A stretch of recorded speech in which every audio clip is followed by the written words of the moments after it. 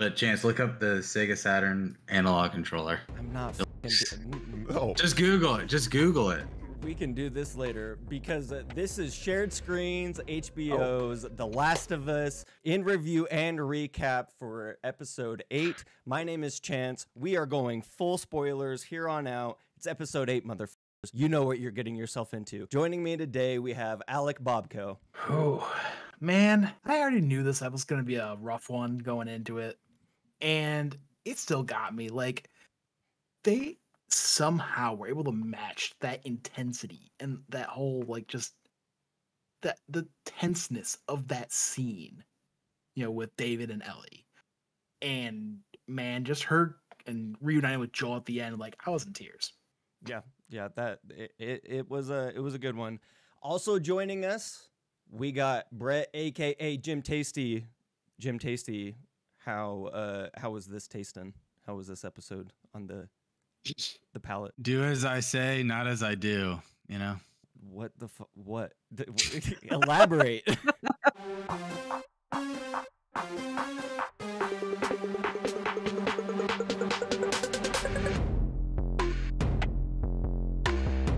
No, it was fantastic. Again, I think the way they adapted it was smart. I thought Scott Shepherd as David was terrifying in like a cold way, like how detached he was, like in his like emotional state. And yeah, man, we're at the end of the journey. We're at the end here. Can't wait for next week, man. LeighErin, what did you think of the Mountain Mormon cannibals in this episode? I need a shower. Like, I'm so he looked, I said to my mom maybe halfway through the episode, I was like, when this man was a teacher, he definitely diddled his kids. Like, absolutely, there's no way that wasn't about happening. Being a bad dude. That's probably what he was doing. Yeah. Damn straight. That was the scene when he was like, I'm a bad person. I was like, you diddled students. Like, there's no question. You don't get like this just because of the apocalypse. I want to die. Okay.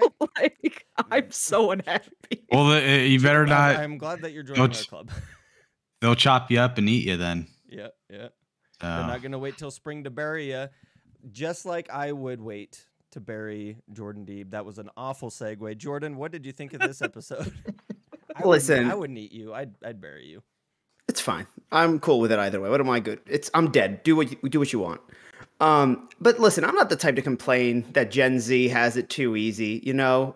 But what is this bullshit? Ellie stabs him once and the level's over. We have to do that shit like 3 or 4 times. He's turning around every 5 seconds. This boss fight was poorly adapted because she did it in one shot. You know, they didn't show the part where Ellie dies 10 times and I have to fucking, you know, calm myself down.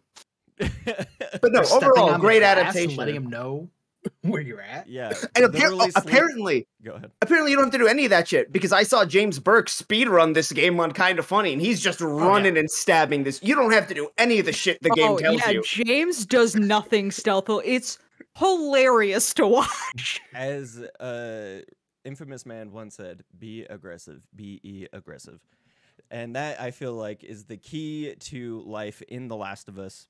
All right, so in case you didn't know the rules around here, my microphone's fucking up. We are only going to talk about what has happened into the game, what has happened in the show and the game up to this point. We're not going to talk about next week's episode. We're not going to talk about The Last of Us 2 until the end of the episode, which we will clearly delineate when we're going to talk about those things. So if you don't want future spoilers, feel safe. We'll make sure to let you know. Because our resident one, LeighErin Jass, I believe, also doesn't want it spoiled, so she will be taking off at that moment. So don't feel left out, because we have one of our own also leaving. So there's that in there. Also coming out, if you like what you've heard from us thus far, which I don't know why you wouldn't, this has been excellent content, if I do say so myself, you can check out some of the other stuff on Shared Screens, like Jordan's new retrospective or something about Pokemon. Jordan, tell the people about your Pokemon video. Oh, no, just in the newest Share Screen podcast, we got on a tangent about LeighErin asking me and Austin. I took over the podcast and asked Austin and Jordan to tell me what their perfect Pokemon game was. I just asked them a bunch of questions that made them mad and yell at each other about Pokemon. Yeah, because we and it was civil, but it was like a thing where like we didn't necessarily agree what would make the game perfect, and so it's just one of those things where damn Pokemon fans, they ruined Pokemon. That shared screens is also great because you get to see Austin's reaction to me going, "At what point does Final Fantasy become Kingdom Hearts?" Oh, That's a fair question 2002. that I also ask myself. Austin put a pin in that real quick. I was ready. I'm not afraid of those Kingdom Hearts Austin, nerds. shut that down real quick. All Hey, the right, and now new- you got a real small glimpse and taste of what that podcast was like. It sounds like a lot of hot takes by adults about a child's game. So, if you want to check that out, go ahead. We also have a weekly show about The Mandalorian going up on Thursday morning, so you can catch it right in that next morning. I'm sorry we can't get it out to you sooner. We're doing the best that we can. So from here, we're just going to dive right on into the plot. Before we do jump into the plot, I know we've kind of been keeping this at a clip. Anything you guys want to say about the episode? Any final thoughts before we jump into the plot? I'm just. Would you do it? Oh. Would you do it? Would I eat somebody? Mm-hmm. Like, it depends. Because, like, no. But also, like, yeah, I could justify it to myself. Mm. But, like, Yeah. also, I was raised a hunter, so I also don't feel like I'm going to run into the situation where that's necessary. Would anybody Alright. else? No, because we have years of anecdotal proof that species eating their own species usually causes them to go insane. Mm. Google mad cow disease. All right. So there's a nice... Yep. Alec, what did you want to say? I was just gonna bring up the fact that it's just crazy that, like, I mean, kind of similar to the game, but like how everybody was like, "Oh, it's just another zombie show" and all that. It's like we didn't get any infected. I mean, we had or was it? We heard a No, we sound. didn't have any. We heard a clicker sound before Yes. before she shot the deer. I have that written down because I wasn't sure if I was right or if I was imagining things. But yeah, Mhm. no clickers. But it's no- just crazy that like a majority of this season, no infected. Mm-hmm. Which really, I think, speaks volume to the storytelling of it's just kind of like the trappings of the story about people. It's not necessarily Mhm. about those who have fallen. All right, so jumping into the plot, this week's episode starts in a very creepy manner. These mountain Mormons, they be speaking Bible verses because one of them's dead, and this little bitch won't stop crying. Come to find out, this little boohoo baby, her dad was the one that gave the old stickerooski to Joel last week, so we kind of don't feel bad for her. And she's wailing and bawling, and David says some shit about some Bible shit, whatever. We'll bury your dad in the spring, and then James looks at him like, we ain't burying this motherfucker. He's already strung up out back, his head's chopped off, and we got him already bled out. He's hanging for 28 days because that's the magic number you let beef hang before you eat it. I feel like humans would be more gamey. No, we would be the opposite of gamey because of our diets. We would definitely taste gross, I can tell you that much. A lot of preservatives in our fat. So we then find out that they are running out of rations. They have a week left of venison and deer. And this leads me to wonder, Brett, are they talking about people? Or are they talking about actual venison and deer and rabbits? I want to know why they didn't like do DoorDash or something, man. Like, Do we really need to explain why they didn't do DoorDash? no.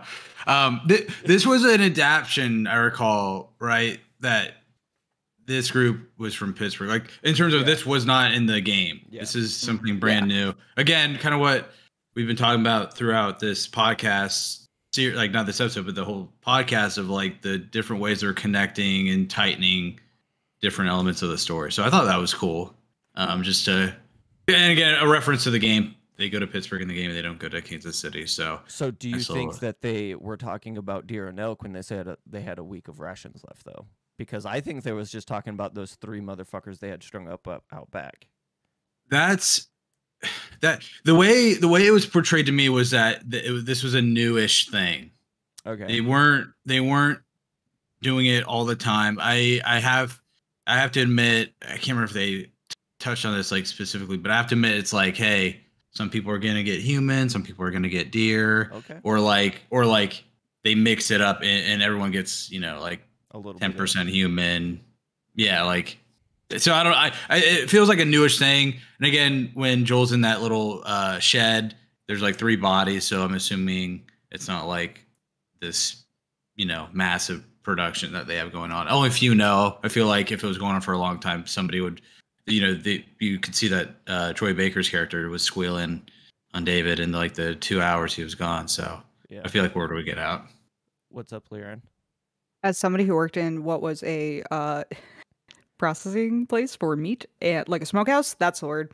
Smokehouse/restaurant. I guarantee you the elk and all that, if it was real that he had, was in the kitchen, and that's why the bodies are hanging out back. Is like, we got maybe 2 weeks before we're chomping on Phil, like. Okay. But well, the reason I bring it up is because they're eating old Papa later in the episode, right? Like we see that. Mm-hmm. And so I thought that like the 2 weeks, the maybe 2 weeks was including the the James, Jim, and Joanne they had hanging up in the back. I think it was real just based off the fact that like they were still genuinely looking for animals to eat. Like I'm not saying that they weren't like. Yeah. Of course they're not trying. Like he made it very clear they're not trying to eat people. I just wonder if they had already ran out of other options, and that's why they had already like hit this point. But we're getting into the weeds. Go ahead. I'm upset that Brett has now introduced that, to be fair, they may have just been mixing the meat all together, because I've literally been sitting here since you said that trying to decide if that's better or worse. It's like when you go to a Greek place and you get beef and lamb in one dish. Same thing. No, it's not. But that's not good either. Conceptually, it's the exact same thing. I love Greek food. That's not good. Like that's not it. I'm not, Chief. Yeah, I have to imagine they probably were mixing it up just because of the portions. Like when they were getting the deer. Yeah, but they Homeboy were like comes out with like a full tray. They don't got no meat in that stew, and Homeboy comes out with a full tray of fucking Papa from out back that had been killed by Joel.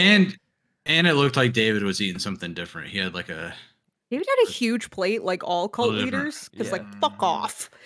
All right, we gotta keep this ball rolling. So Ellie is bandaging up. Joel sees the stab wound, is like, this isn't good. Sees her back. She's like, I'll be back, bitch. She goes to leave, sees a bunny, trips. I like that part of like she didn't get to snag the bunny from the game. Like he actually got away this time. Then sees the deer, blammo, pulls the trigger. Really good shot, if I'm being honest. She like really, she took him like when they stumble like that, you got him. Where did he hit her, or she hit the deer? I believe in like behind the front shoulder. Yeah, like you're supposed to. Because big game buck hunter, isn't it the neck? No, isn't it the neck? You hit him. No, it's like Okay. Yeah, it's. That's where you're. That's That's the cleanest kill that will take them out the quickest, and that's what it looked like to me. Because when they find it, that's where like the blood is at. If you get it too close and you hit the shoulder, it's not going to kill them. Deer are just annoying that they don't fall down when you shoot them, so you just have to follow them for a couple of seconds. Yeah, yeah. But as she's following them, she stumbles across all motherfucking David and James. They trying to steal her kill, and she's like, "Hold up, wait a minute, something ain't right." And she pulls up her rifle and she's like, "Hey, motherfuckers, drop it." And they start to, David, being the cult leader he is, starts trying to sweet talk her. "Hey, baby girl, what you need? What you want? I want you. I need you." I love that it was the classic Jehovah's Witness. Just give me 10 seconds of your time. Yeah, 100%. Like, I just thought of Jehovah's Witness and Mormon missionaries, just like, "Have you heard about?" And then the door slammed. And you know what? The mood of her, like, lifting the rifle, being like, "No," like, is a mood. Anyway, so he's like, "We got boots, we got all this other stuff. We just mad chilling." She's like, "Yo, you got some of that penicillin?" And he's like, "James, go get the penicillin." And he's like, "Are you serious?" And he's like, "Yeah, I'm not talking in code, bruh. Get the fuck out." I appreciated that because I didn't realize he wasn't talking in code and just assumed that he was. So him saying, "James, I'm not talking in code," was very helpful. I do think it like kind of diffuses the situation, but later we find out he kind of was talking in code because James was right there. Seems like he came back way too quick, but he did have the medicine. So for being 4 miles away, he booked it, bro. He was like, "This motherfucker ain't getting David." I think it's one of those things where we don't know how long they were sitting there. Yeah, because true. And like he's talking, right? So they get the fire going. They pull the thing in, and he's like, yeah, everything happens for a reason, blah, blah, blah. I was from Pittsburgh. We keep getting ran off by Raiders, and now we're here, right? He gives them a story, blah, blah, blah. Everything happens for a reason. And it's at that point that they all kind of figure out that, yo, this dude knows who Ellie and Joel are because he's just, I guess, put it all together. He's not stupid. So then, what happens next? Oh, yes. James shows up, gives him the medicine, and Ellie bolts, right? And James is pretty pissed, and I digest. Ellie immediately runs back, and I do like that in the show, there is snow, but then it snows again. And so she runs back, hangs out with Joel tonight, and we get the cuddling scene that Jordan wanted. Jordan, how did this cuddling scene make you feel? Because I know you said that you wished we got it last week, but they must have heard you. They must have heard you shouting on the internet about it. Neil, if you're listening to this one too, I'd also love a job. But no, I mean I'm happy that they did that because I think that like obviously by the end of the episode we really get I think the second to last accumulation of Joel and Ellie kind of admitting that they see each other as a loved one. In that dynamic. But with this, I think that it kind of helps show it that like Ellie is not just fighting for him. Like there's more than a care of just, I need you to survive in it. And so I think it was a really good choice to bring it up or for them to do it finally. Piggybacking off of what you were just saying and kind of expanding it further.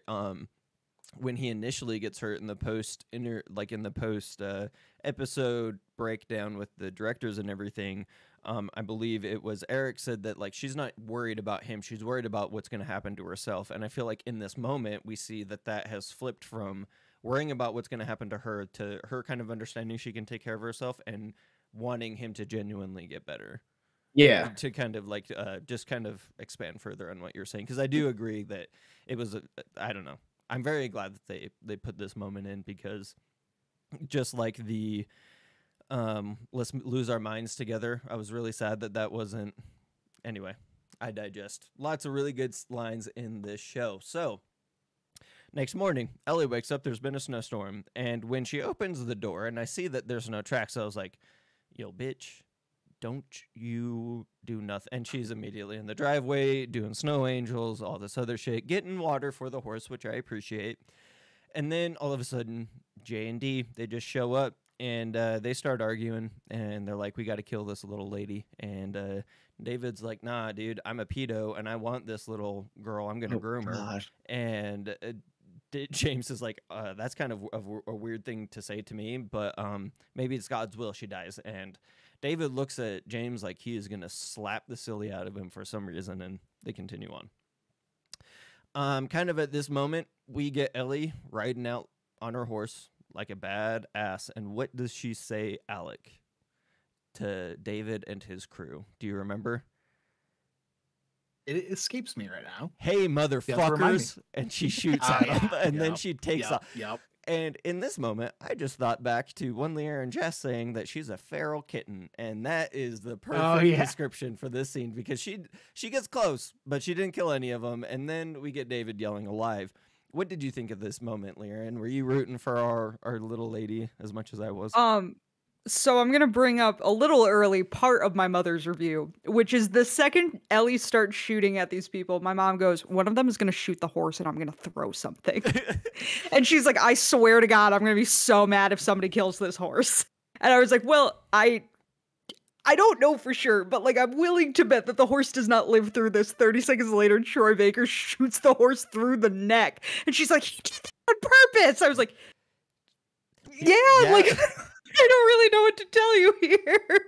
Like, oh, I love her. There's another scene in this episode that like really gives me feral kitten energy, but like we'll get there. See, I got the feral kitten energy when she like did the thing at the beginning. She was like, put your guns down. Like that was as feral as we've seen her. Cause she was also doing like a thing with her voice where that reminded me of like Tom Holland in Homecoming trying to sound tough and like lower the voice. Oh yeah. Yeah.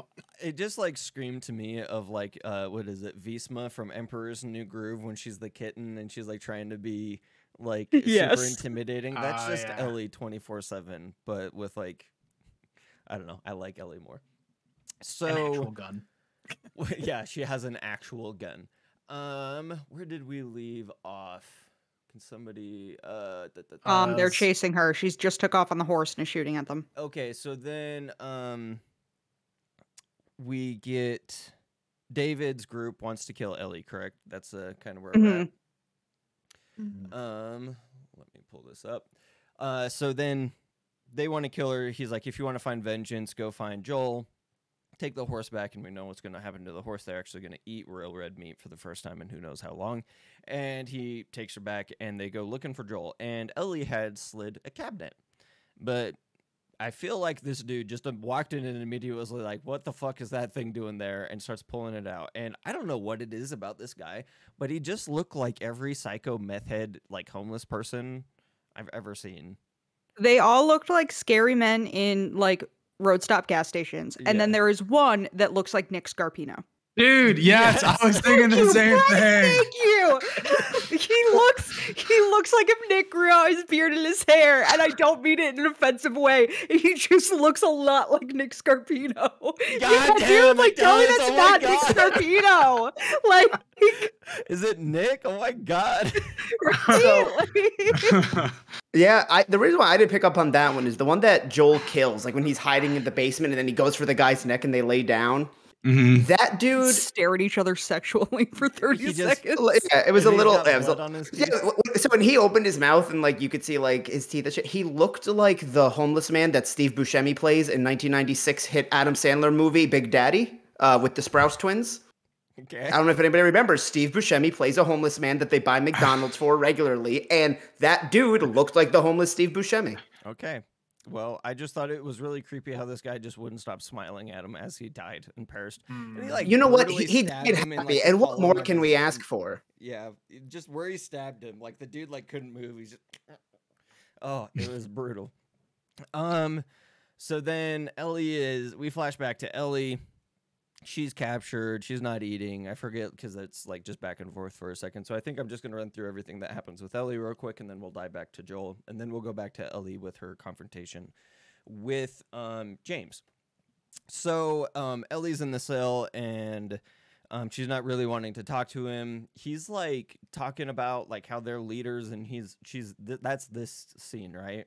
Yes, Yeah. he has a violent heart, and so does she. That's right. Just all sorts of creepiness, and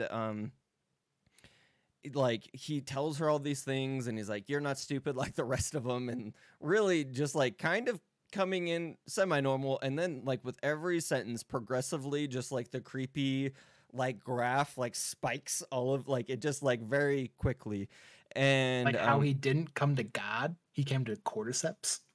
yeah. It was the cordyceps that made him like believe. Yeah, and like it seems like he's very much using this preacher facade to like kind of control people and kind of be the leader of this group, even though he like This is makes it a Sorry. thing that he was elected by them. He makes sure to tell Ellie that, which like makes you think that he's just manipulated everybody into thinking he should be. It, the leader. it makes me think of hit movie Attack of the Clones, where Palpatine gets elected, but then he's hanging around still. He's getting all these emergency powers, sure. See, I was just gonna say that Chance, when you're talking about the creepy graph. The problem is, Like, how The does fact he that- do this every don't know. time? How does he tie it back to one of these fucking Dude. movies? Is Troy Baker Django? I think Troy Baker's Django. Okay. Why? Because he also gets slapped in the neck, like. Yeah, I guess. Alex. Bye, Alec. All right. Well, This is the other spot that I thought she was like a feral kitten, specifically when she's curled up in the corner because she's like seeing the ear and knows like the jig is up. And she's curled in the corner. She comes closer. It reminds me of when I got Cleo.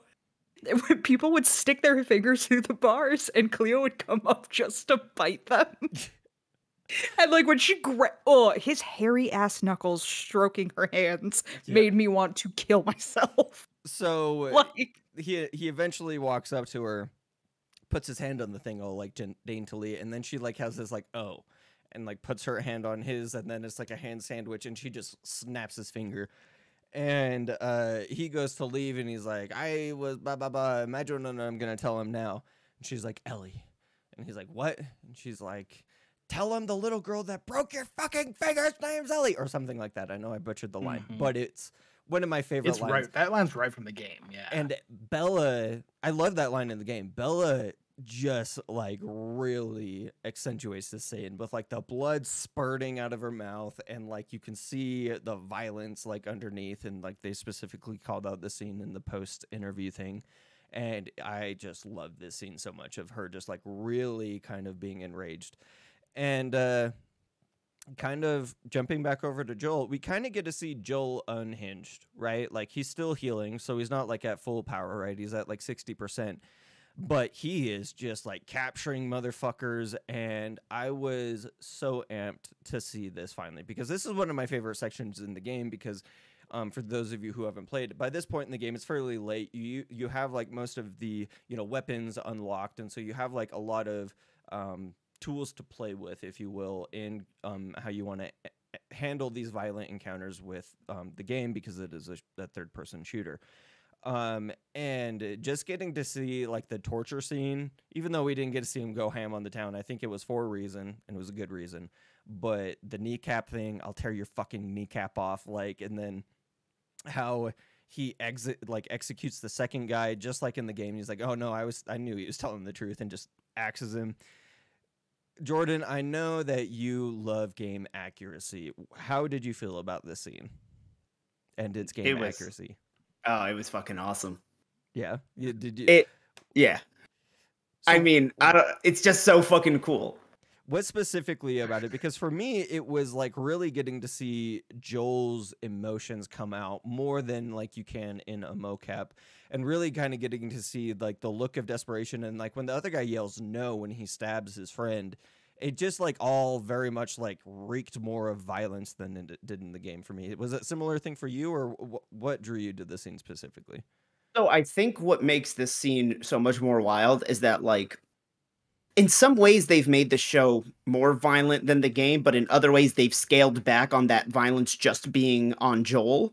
And so, like you were saying, this is Joel unhinged. This is almost like a bigger turn than like when he does this in the game. Because in the game, not only are you playing as him, so you're stabbing people as him all the time. We haven't really seen him had to do stuff like this, and we get that. We know that Joel has done stuff like this in the past, but this just actually seeing how he does it was such a darker. I think there was such a darkness behind it that isn't there in the game because you're kind of desensitized to it by that point. So, Alec, what did you think of us? We've seen the show me on the map, and if they don't tell me the same spot, I'm going to kill you both scene in a previous episode when he was in Wyoming, right? And it didn't go the way he wanted it to. What did you think of now us knowing what that scene should have been and how those kind of two scenes panned out, and you can kind of see how Joel interacts with the two separate people, and like him not being serious and then like him being deadly serious? Like, how did you like remember that scene at all when we were watching this one? Yeah. Just mostly because, in the game, this is a very prominent scene, because like I believe there's even the point, I might be even, never mind, that's potentially a spoiler. Because like I said earlier, I think it was like that older couple where they found like that random cabin in the woods. Because when we got that scene originally, I didn't think we were going to get this scene. I thought that was going to be our nod to it. Were you feeling the same way? Not at first, because I knew that scene took place a bit later in the game. So, but it was cool just to see it. Like, I'm right there with you and Jordan. Like, it was cool to be able to kind of get that reference to like the popping the kneecap out, and just like you said, just that raw emotion that you just can't get quite through a mocap. Hell yeah. Sorry, LeighErin. What did? I've only watched this scene like twice, where it was two streamers that I liked them so much I wouldn't skip it. And one of them used a brick. So in my brain, I thought this entire scene happened with a brick, and told my mother that that's how the scene goes down. We were not ready. It was bad. It was a bad time. I just like can't quite like look away, but you don't want to see what's like the kneecap. Yeah, getting at torn one out. point my mother was covering her eyes and I had a blanket over my head and we kept making sounds. Like, trying to like drown out the squelching noises of the stab. well, it's also because we do it over FaceTime. I muted my television because I could hear hers through her speaker and didn't want the echo. Yeah, it was bad. Ugh. Ah. Homemade surround sound. Yeah, DIY surround sound for sure. So then Joel exits the building. He makes it to he needs to go to Silver Lake or some shit. Makes it there, no problem, right? He then goes inside because he sees a blood trail, finds dead horse, finds Ellie's backpack, finds dead people hanging upside down, and he's like, oh, these people are about. Oh shit. So then he skedaddles out, right? So starts moving with a purpose. yeah, yo, very much so. Very much. I love that saying. And then we cut back to Ellie.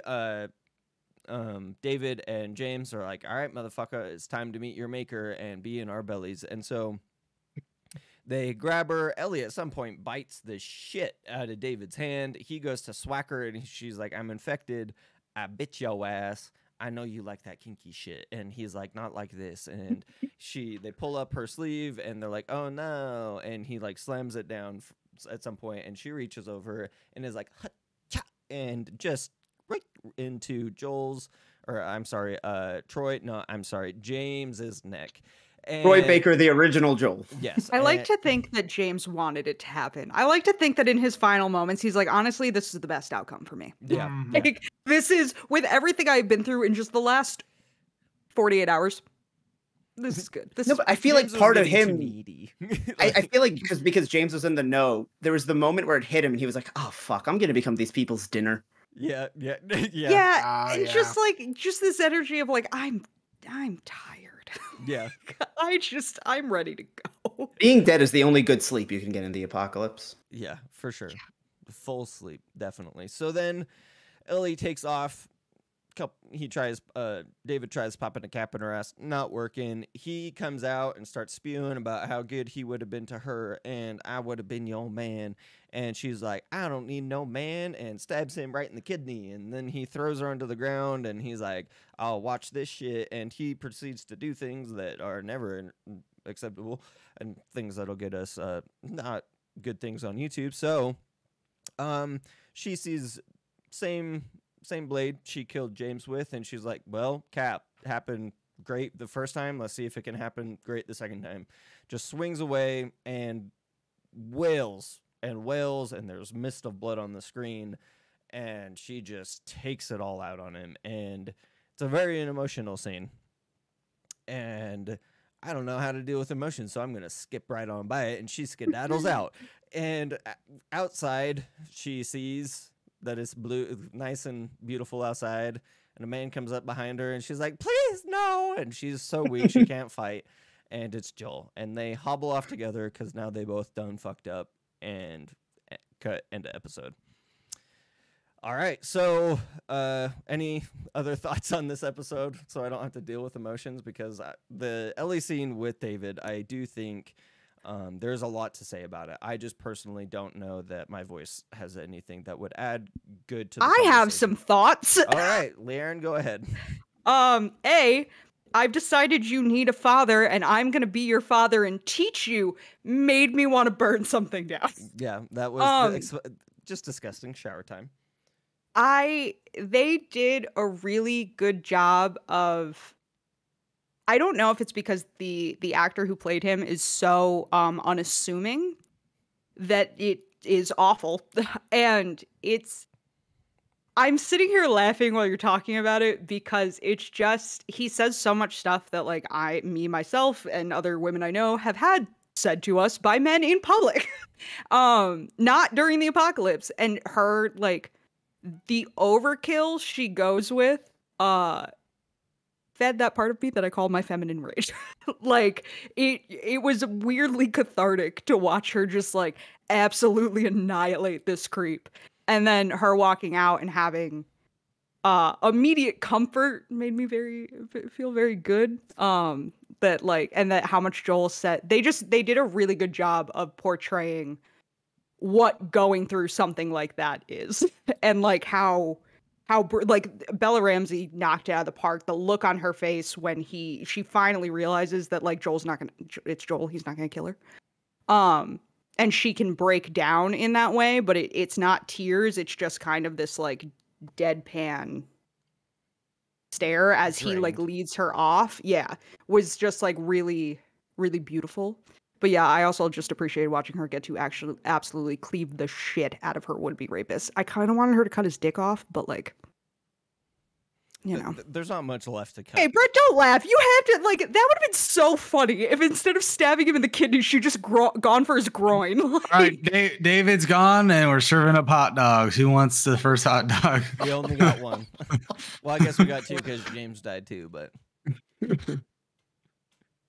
Put him on a stick over the fire. yeah, that's disgusting. Yeah, no, I was wondering what they were going to do with this episode for the past couple weeks, because the game leaves it like a tad bit more vague with David, because he doesn't say the couple of creepy lines he says in the show. Left it vague, but he was very much grooming her in the game. Like when I did my replay, I was like, oh, this was a lot heavier than I remember it being.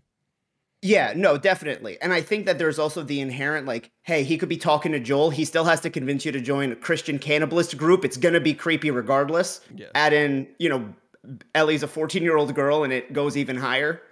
But some of the lines... at no point does this man not go, this is a 14-year-old. Like, how? I don't like he get was a it. creep before. He said he was a bad man, right? Like, I feel like we kind of talked about this at the beginning of the episode, that he diddled his students, like... I don't know. I feel like he was always this kind of creep. Yeah, like, again, I'm not like a historian or anything, but like, I feel like in ancient times, I remember reading from different cultures that they would like marry super young, right? Like 14, 15. But the men were usually around. They died younger, and the men were usually not much older. It's not like they were giving the teenagers to adults in a lot of cases. It was just two teenagers getting married, because back then that was middle-aged. You stopped schooling after you learned multiplication, and then it was to the farms. Yeah. To the fields and your wife. Yeah. See you at Christmas. No, because like my grandmother was like 15 when she got married, but like my grandpa was only 2 to 3 years older than her. They were living in 1940s in the West Bank. Like they did not think they were going to live as old as they did. Yeah. I'm not disagreeing with you. It legitimately was, yes, you are 17. There is hair on your chest. Here's an axe for the field, and we'll find you a wife in 10 minutes. Like, yeah. If this podcast took place 100 years ago, I'd have like 3 kids already. Yeah, I wouldn't be allowed to speak. Yeah. I'd give you permission. On the podcast, at least. All right. I like that you're the one allowed to give permission, not my father, you, Jordan. Your father's not in shared screen. All right. Well, on that note, we are going to head into the future spoiler section of this show. If you don't want future spoilers, it's been great. Come back after the finale and hear what we had to think. I'm sure it's going to be very apt predictions, because we all know where the story is going. But with that, also LeighErin Jazz has to depart. LeighErin, do you have any final words or any rebukes that you want to make to Jordan? I have final words from my mother. Okay, perfect. Which are not as eloquent, because we were both very overwhelmed when this episode ended. I'm mad that the horse died. Joel calling Ellie baby girl was the first time I cried watching this show. That's my mom, not me.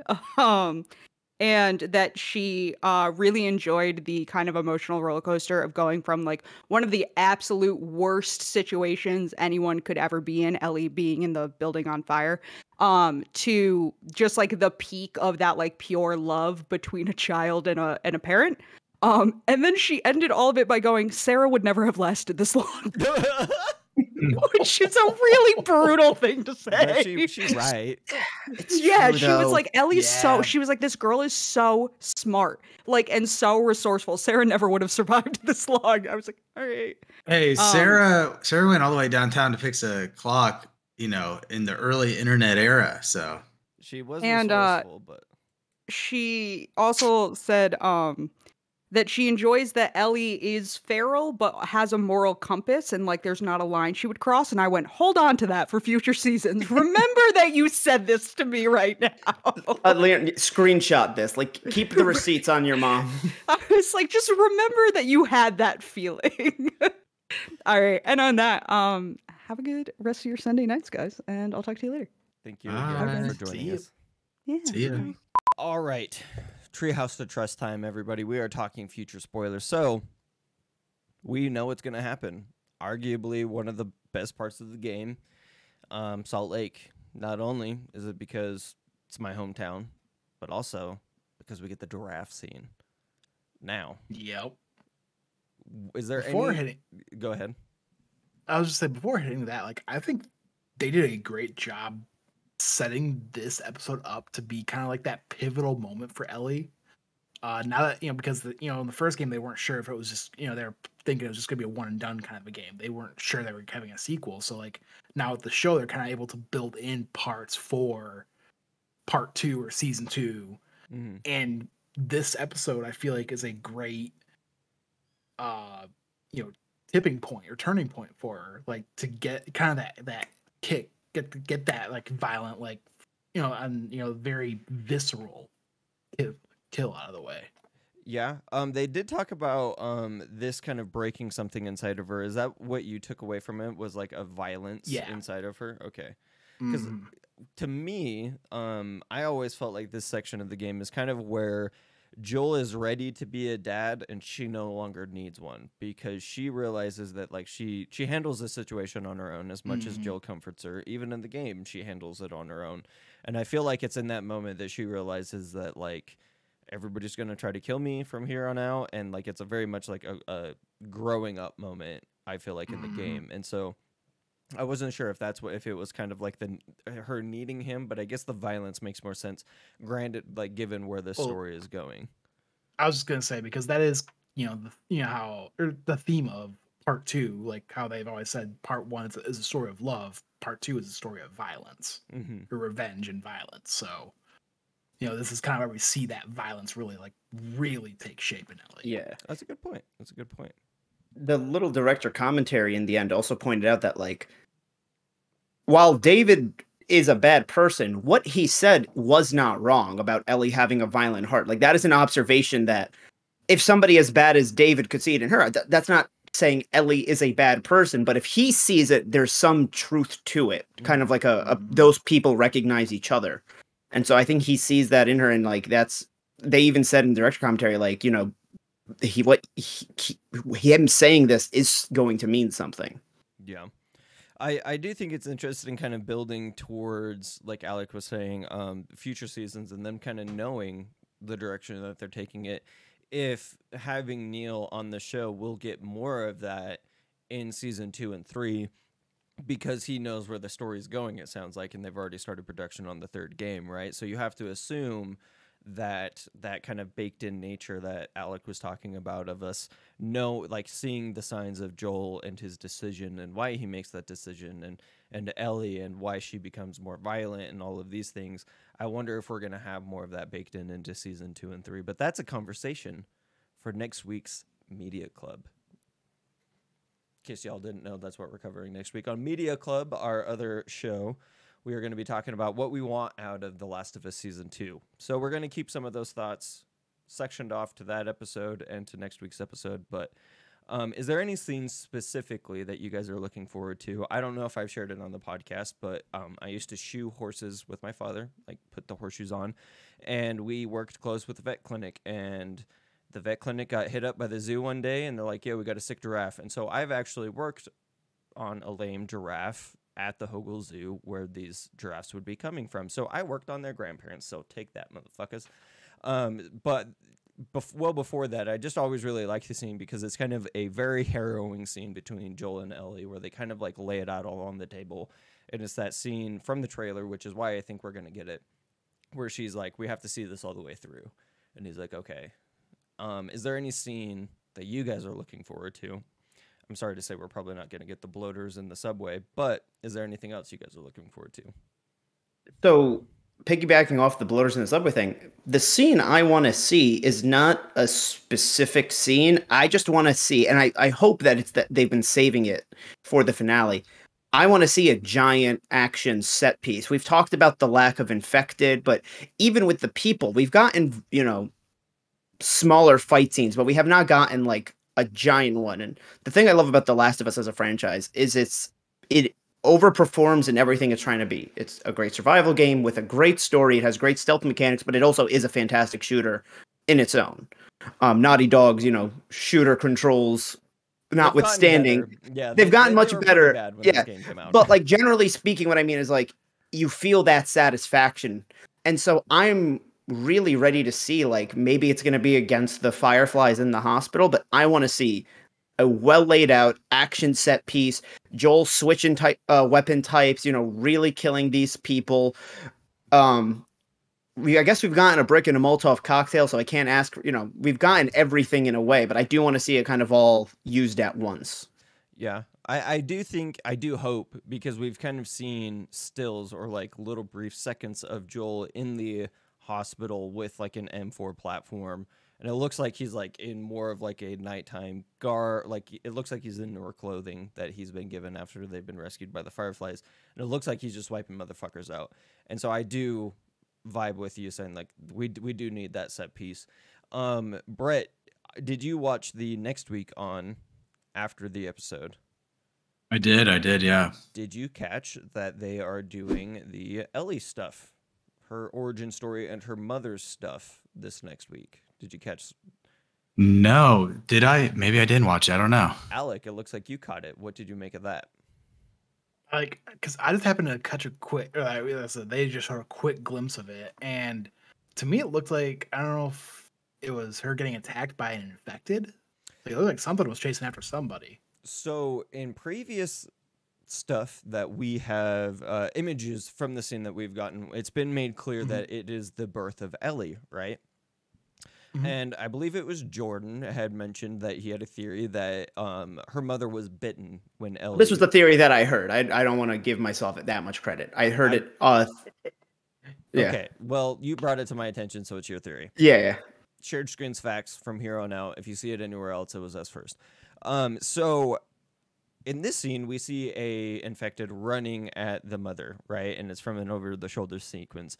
I do believe that this is lending credence to the theory that Ellie's mother was bitten in the middle of birth. Maybe Marlene was the one that dispatched that individual infected person, and then in her dying moments before having to dispatch her mother as well, Ellie's mother was then like, yo, you got to take care of my kid. And that's kind of how that was all set into motion. I do think that this is going to be a flashback that Marlene is faced with as she makes the decision that they're going to make involving Ellie in this last episode without waking her up. My question is she still knocked out? And we don't get that she gets to choose? Or is she awake and she chooses and Joel still goes against it? The reason I ask this is because we see a grenade drop behind Joel in the next week on, right?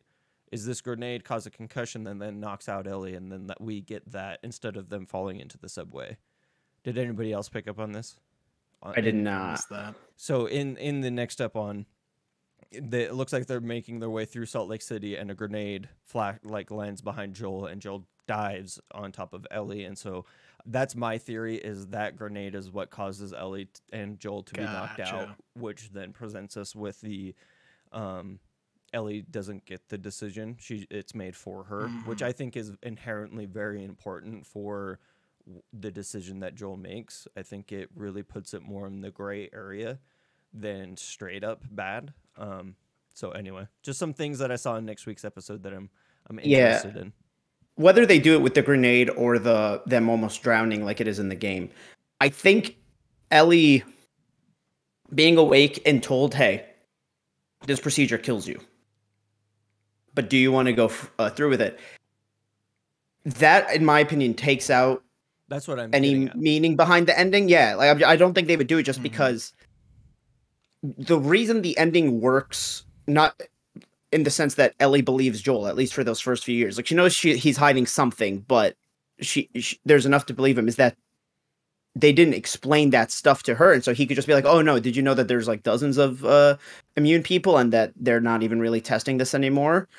Versus her being like, "Hey, I was supposed to die. What did you do?" And he's like, "Oh well." He has to admit it so much sooner if she gets that choice. Yeah. And I don't think it works the same. Mm-hmm. Yeah. I was just concerned because the whole crux of the her getting knocked out is the swimming stuff, and we've gotten none of that in the show, thank God. But because she can't swim, it then leads both of them to being knocked out and washed ashore and then rescued by fireflies. And so I was really worried that they weren't going to include the question, but you put all of my worries at ease. I'm right there with Jordan. Like that is such a huge point in the ending of The Last of Us game that I feel like it would be a huge disservice if they changed that to have her be awake and make the choice. I definitely agree. Alrighty, gents. Well, it looks like that we are wrapping up for this week. Any final thoughts before we head out? Last of Us good.